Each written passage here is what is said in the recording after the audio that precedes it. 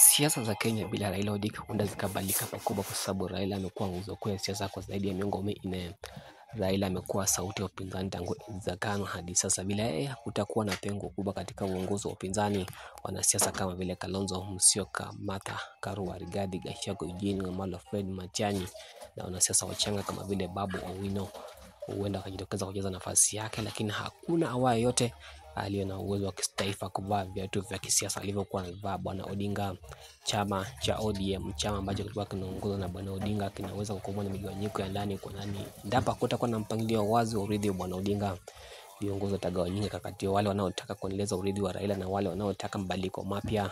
Bila Raila, eneo la Luo Nyanza litahitaji kujitengenezea uongozi mpya. Hili linaweza kusababisha ushindani mkubwa wa kisiasa, hasa kati ya viongozi wachanga wanaotaka kujitambulisha kama mrithi wa Raila.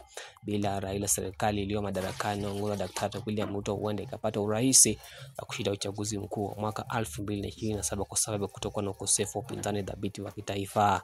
Ukweli ni kwamba Raila Odinga alikuwa shujaa wa kitaifa, shujaa wa demokrasia, shujaa ambaye kulisahau jina lake itakuwa sawa na kusahau jina lako, shujaa ambaye jina lake limeandikwa mioyoni mwa wengi kwa wino usiofutika.